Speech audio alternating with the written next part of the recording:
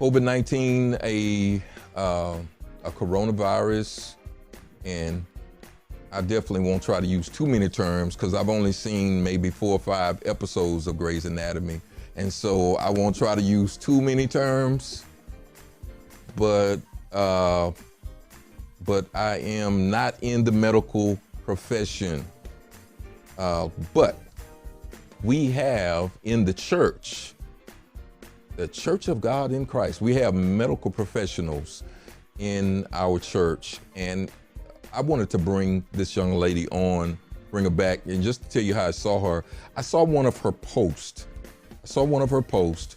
And she was bringing medical information to the body of Christ. And I think that's so important. Sometimes we treat it like it's taboo. And she was talking about medicine and taking care of yourself from the perspective of someone that was not only raised in the church, but she's a PK. I've talked to her father before, and that's my dog barking in the background because they're really shooting big fireworks in my area. So I reached out to her, and she came on one of our shows some months back and really helped us. And her name is Dr. Nicole Sims. She's not a PhD, she's a medical doctor. And she is a daughter of this church. And I am getting ready to bring her on at this time. Can everybody just welcome Dr. Nicole Sims? Dr. Sims. Hi, Pastor. How are you? God bless you. I'm doing well. Thank you so much for coming on, and thank you so much for stopping in. I know that you guys are swamped right now, and I'm going to have you give us a little bit of your resume, because I want the people to know who you are. I want them to know who you are and know that you're not just somebody. You didn't just watch Grey's Anatomy. You may watch Grey's Anatomy, but you're not somebody that just picked up some terms and throwing some terms at us, but you are actually, in fact, a medical doctor. Can you just tell us a little bit about who you are? Introduce yourself to this audience. Of course. Thank you so much for having me back. Dr. Nicole Sims. I am a licensed internal medicine physician. I practice as what they call a hospitalist. So I work 90% in the hospital. I also serve as the chief hospitalist for my hospital, managing a group of doctors. And I'm on the front lines every day, seeing COVID patients and treating COVID patients. And it is definitely a challenge. I am in California, and we are what they're calling the new epicenter. I think we're replacing New York, how New York was first hit with the coronavirus. Now we're experiencing a lot more cases of COVID-19. So thank you so much for having me. And in addition to that, you're also a daughter of the church. So we got to give a shout out to your father. Tell us your father and his church. Shout out to my dad, Pastor Ronald Britt. He's the pastor of Greater Victory Temple, Church of God in Christ in Seaside, California. Shout out to my mom, First Lady Britt. I love you guys so much. All right. So we're going to get into it. So, of course, you've been on the front lines, and you've seen probably more than you wanted to see this year in 2020.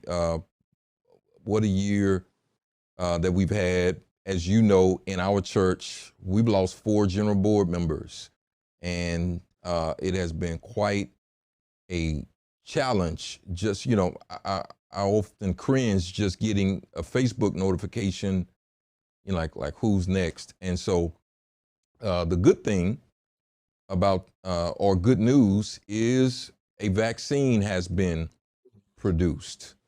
And so I have to look at this from the perspective of the tradition of my culture. That's the best way that I can put that. So there are many people that may be skeptical about taking a vaccine, because I've heard of it. That's too fast.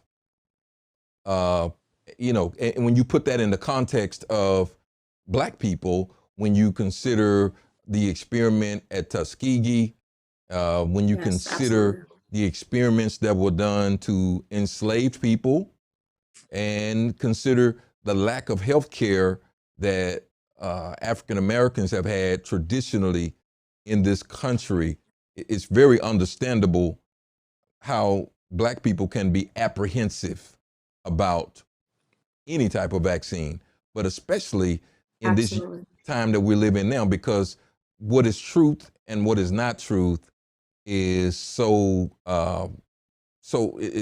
controversial. I know some months back I sent you a message about and she was a black lady, and she was making Facebook posts and making claims that there was a cure out there and the cure was being withheld, and she was claiming to be a doctor. I Hmm. didn't know, and you sent me back a message, fake news. That's the message you sent me back. It said fake news. Yeah. So talk to us as we get ready to move Oh, into absolutely. 2021. Talk to us about this vaccine and maybe some things that we need to be worried about or be looking for, or Sure. give me your professional perspective. So there's definitely been disparity of healthcare in the African American community. There's been abuse by the medical community to African Americans.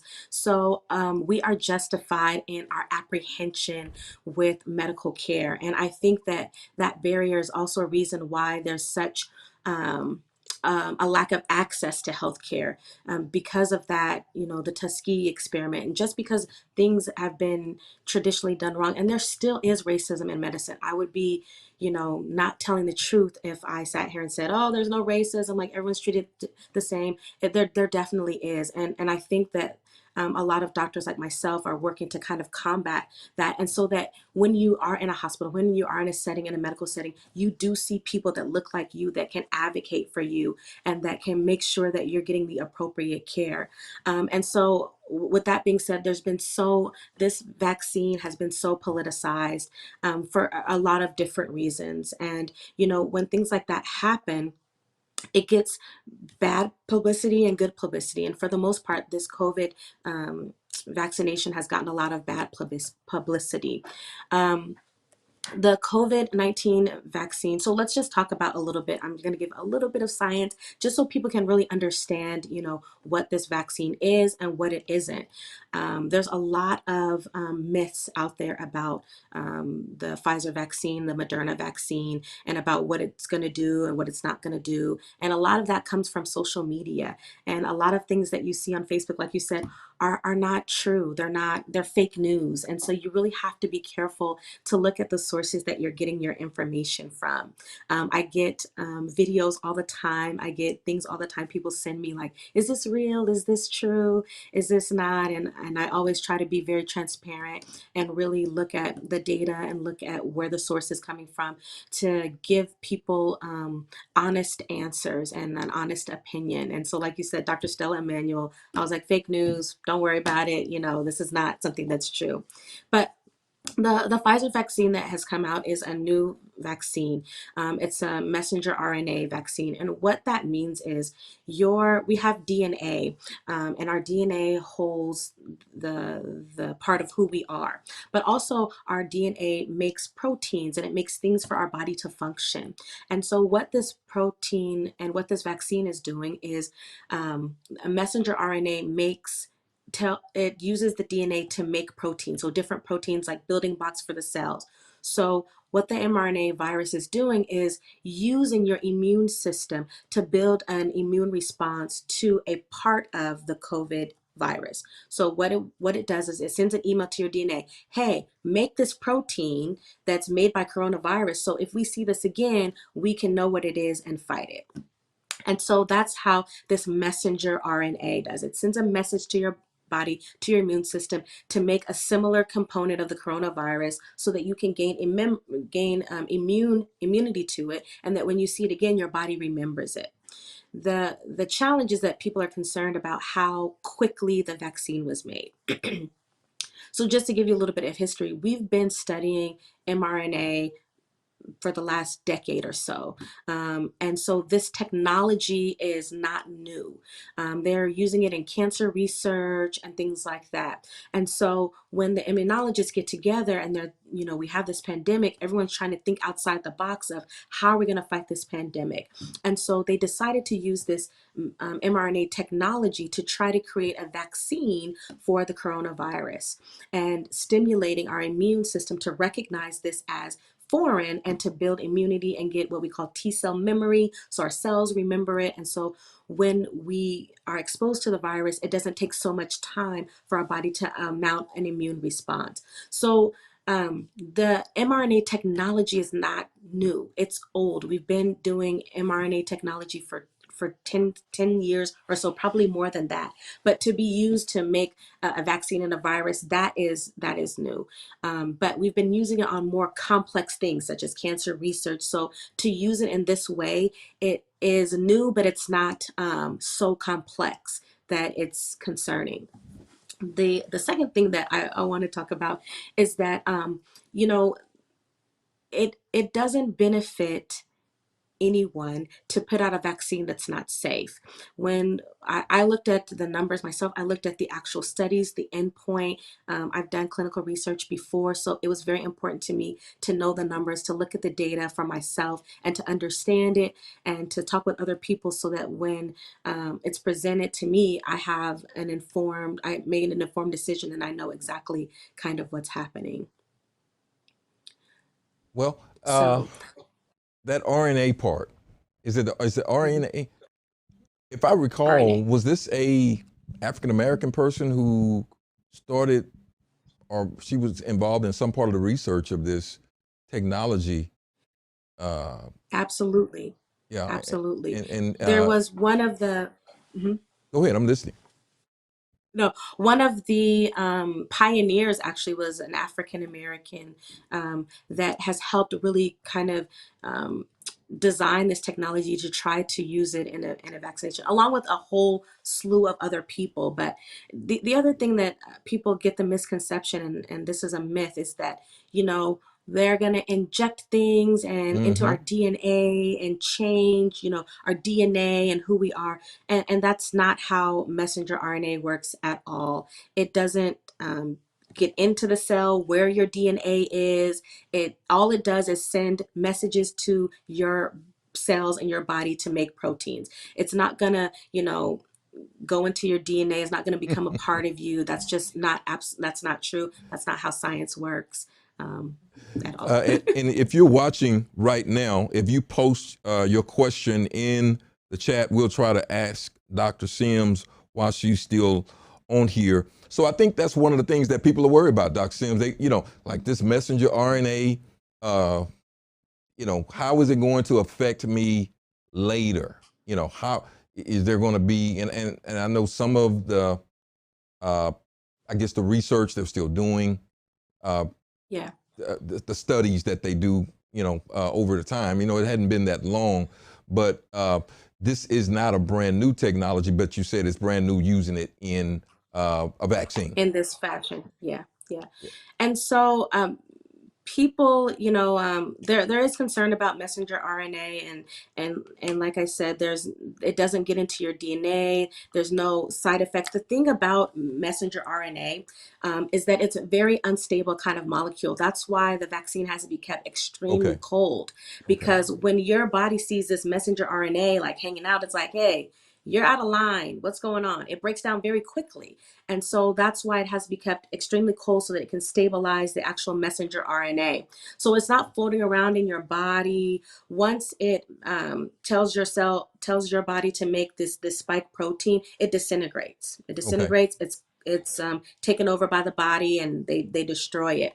But then your body sees this spike protein as foreign, and so it makes antibodies against it. There's no live virus that's in this messenger and in this Pfizer vaccine. There's no viral particles. There's no killed virus. None of those things. It's simply a message to your cells to make this protein, and then your body recognizes it as foreign and builds an immune response. So talk to us a little bit about some people. Unfortunately, it's still out here. People are saying that this is not real. That Oh, I COVID, know. you would have thought we could have gotten past that. Um, but sometimes when people are not seeing things, they just, yeah, when they don't see it firsthand, they just say it's not Yeah, and that's real. the challenge. Yeah. If it's not on your front door, you don't think it's real. But COVID coronavirus is very real. There are, I was telling my mom today, I wish I could like wear a body cam and just go through a day of what it's like in the wards and in the ICU so that, people can really see how devastating this virus can be. And part of it also is that it's so unpredictable. You don't know who's going to do well, who's not going to do well. I have a lady that's 31 years old, no medical problems, on a ventilator, that, is not doing well. And then you have, an 80-year-old that gets a mild case and does okay. You just never know, how people are going to respond. And it is very real. And I don't want to be the prophet of doom or any of these things, but people are dying at an alarming rate, and it is not like anything that I've ever seen in my entire career.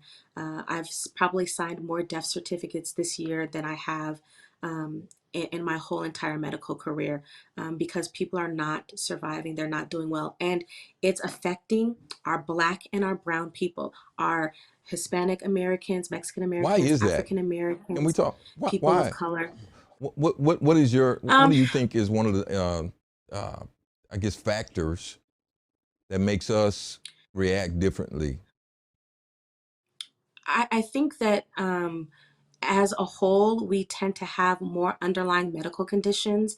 And I think I talked about this on your last show. We have more diabetes than our Caucasian brothers and sisters, more high blood pressure, more obesity. And that is a major risk factor, obesity. And we also have a lack of access to healthcare, and also um, poor representation in healthcare, and also, like we were talking about before, just a fear of medicine in general, and a distrust that stems from many, many, many years of things that have been done to us. And so when you look at all those things as a whole, it that those are the reasons, the combination of reasons, that it affects us more than our Caucasian brothers and sisters. Yeah, that's a big thing, and it's hard to get around the stats. It's hard to get around looking at the numbers. So we talked about this before when you were on, some things that we could do to help, I guess, mitigate or prepare your system to have to fight this, because according to what I see on TV, it's going to be some time before normal, healthy people are able to get the vaccine. So, in lieu of that, what are some things that a person could do to kind of make their body ready to fight this Sure. virus? Before I talk about that, I do want to talk about I believe in this vaccine. I've gotten vaccinated. I'm up for my second vaccine coming up. I am going to post a video of the whole thing. Um, the only coronavirus, is not going to go away on its own. It's not just going to disappear, and it's not like the flu. It's not just going to go away on its own. The only way that we're going to gain immunity from coronavirus and get what they call herd immunity is through vaccination. That is the only way that it's going to work. It's the same with like polio. Polio didn't go away on its own. The reason that we don't see any polio is because people are getting vaccinated. Measles, mumps, rubella, it's the same thing. COVID-19 is going to be the same exact thing. In order for us to gain herd immunity, for us to have enough people with immunity, it's only going to come through vaccination. If we wait for everyone to get exposed to it and mount immune response, hundreds and thousands of people are going to die unnecessarily. So until you are able to get your vaccine, because right now they're vaccinating healthcare workers, people that are at high risk.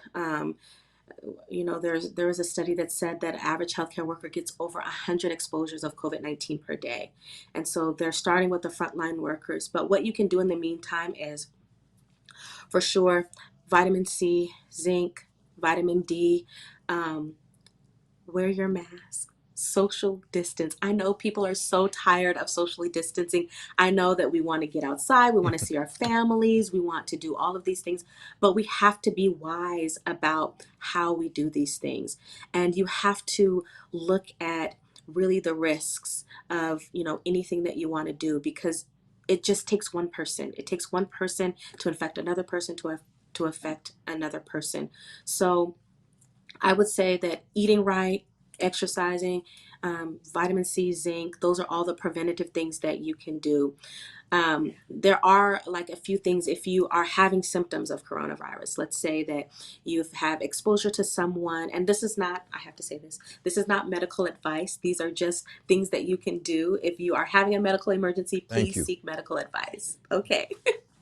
But if you're having symptoms and you're short of breath, definitely seek medical advice. But we're encouraging people to, if you can, if you have a mild case of coronavirus, to lay on your stomach. And it's what we call being prone, laying on your stomach, because the majority of your lungs are in your back here. So when you lay on your stomach, you're allowing the lungs to expand more. You're preventing fluid and things from pooling in the lungs. So we want people to lay on their stomach.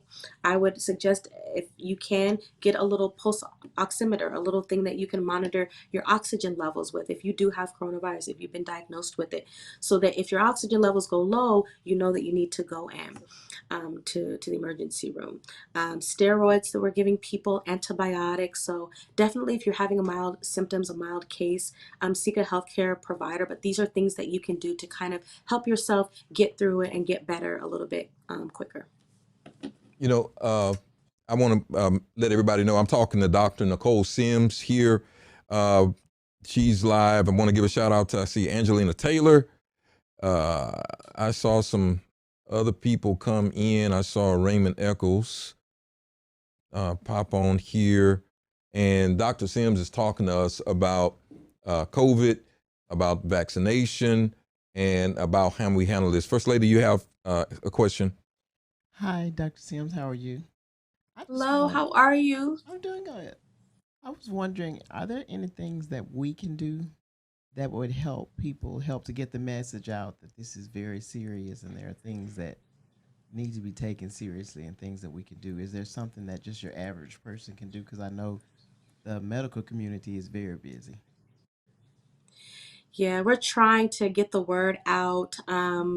It's, unfortunately, people that, a lot of times people that don't believe in the vaccination, don't think COVID is real, they listen to other people that don't think COVID is real. So it's like Right, this whole circle of people that are saying the same thing. So, right. sharing videos that have the truth in them, sharing videos that have like sound knowledge, sound science, videos like this. And I appreciate that you all are doing this to kind of get the word out, that, this COVID is real, it's affecting us, and it's killing us at an alarming rate, and that we have to take this seriously. And, like I said, I know people are tired of, coronavirus. Listen, I'm tired too. I'm very tired. That's We've all been right. doing this for 9 months or so, and so believe me, that we're all tired of it. But that doesn't mean that we can be irresponsible, and that we have to let up on being diligent in protecting ourselves and protecting our families. Shout out, I see Godfrey, Bishop Godfrey Stirrup, watching from San Antonio. Thank God for him. Donna Myers, Sister Jacqueline, Missionary Toppin, Talanda White, and Linda Joyce Ross Peterson, and Missionary Claudia Williams. And we thank y'all for tuning in. Dr. Sims, is there anything that you need? I know PPE was one of the things that, how are you guys doing out there? And what are you doing to keep yourself refreshed to be able to go out every day? Because you're on the front lines of this battle. What are you doing to keep yourself focused? And do you have what you need? So in terms of PPE, we have, everything that we need. We're being very protective. We're being very safe. We go through the same process every single day to make sure that we're safe and that we're not bringing anything home to our families.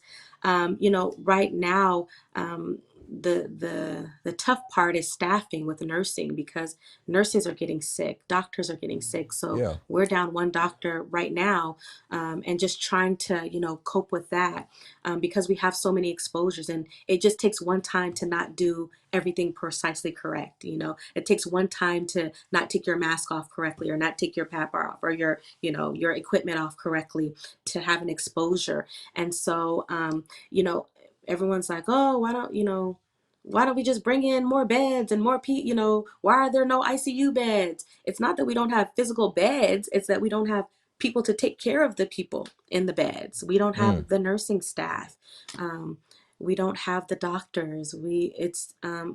In California, our healthcare system is overwhelmed. In California, there is not one, at least in Southern California, there's not one available ICU bed. Not one. So if, Wow. let's say you come in for something that's not COVID related, let's Yeah. say you have a heart attack and you need an ICU bed, it's not going to be available. We're trying to make shift and do things that we're doing. So what I just try to do is just every day be grateful and be thankful for another day of life.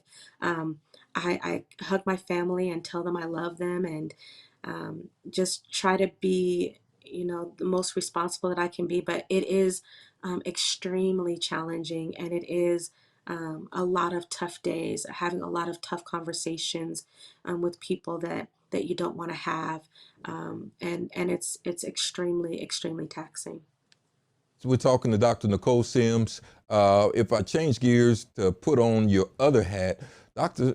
Sims is not only a medical doctor, but she's a woman of faith and raised in this grand old church. Did you get a chance to experience the Sunshine Band, Dr. Sims? Yes, I was in the Sunshine Band. I was a junior usher. I was in the choir, Sunday school, everything. Everything. See, YPWW, Women of Purity, okay. YWEE. Okay, you had to do it. You had to do it all. See, when your father is the pastor of the church, you don't get those You do options it to all stay home. If he's going to hire anybody with no pay, it's going to be his with no family pay, no pay. first. Do you ever get an opportunity to share that your background with any of your patients? I'm just curious. Do they know? Do any of your patients ever know that you are a woman of faith? Absolutely, absolutely. I have these conversations every day. We do everything that we can do, but God has the final say at the end.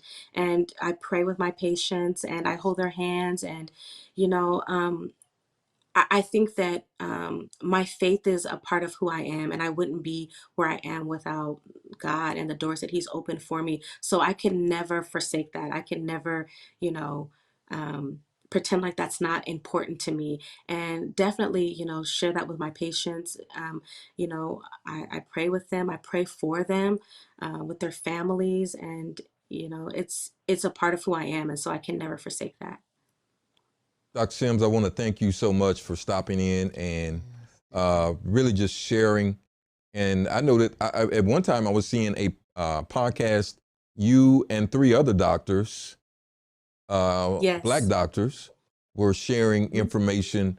And I'm looking forward to seeing that again. And Yes, we're out there. We're out there. yeah. They're kind of like unicorns. It's not many of them. This is you don't see many of them, but We're out what a there. Yeah. blessing! What a blessing it is. And as I said before, I know that your father and your mother are very proud of you. They probably feel like they all went to medical school. We all went to medical Yes, school. The yes. whole church went to We medical all did school. it together, We all of all us. all did it together, and that's how we do because we are family. I just want to thank you so much for stopping in and just sharing with us. I know that you're busy. Want to let you know that we are praying for you. I send a message every now and then, when I hear Yes, you something on the do. I appreciate news you. where you're one of the few doctors that I know that are actually on the front lines, African American, and are part of the Church of God in Christ. We pray for you, and we know that you're doing everything you could do to be safe, and we know that you're praying. And I know your mother and father, I know they putting up some prayers. for their baby. Yes, please call our names out, lift our Yeah. names up. They probably, you know, if you go to the house right now, you might leave out with so much oil on the front of your forehead. Yeah, I know how those Kojic families do it. Yes, But absolutely. we just thank you so much on behalf of the First Lady and I. We thank you so much for stopping by, sharing this Thank information. you so much. And And even though Dr. Sims is going off, if you have a question, post it, leave it in there, and I will make sure that she sees that, and maybe she can respond to that. absolutely. I will look at the comments and any questions I'll ask them. They can follow me on, find me on Facebook, Nicole Denise. I do post videos and content about coronavirus, about vaccinations. I go live every so often. And you can always reach out to me and send me, whatever, and I can respond to it as soon as I can. Be patient with me, but I will respond. And you can find me on Instagram at Dr. McCutie. All right, all right, all right. Thank you so much, Dr. Sims. Be safe, Thank and we you. hope to talk to Thanks you so soon. much. Thanks, Pastor. Okay. All right.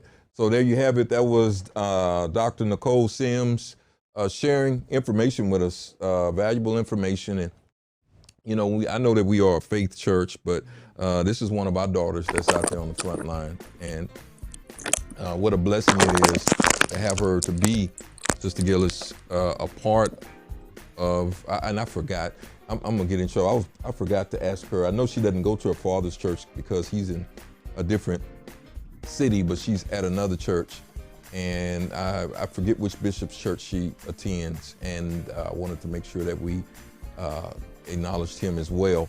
However, she's one of us, and she is a part of the church, and I thank God for her. Thank God for her.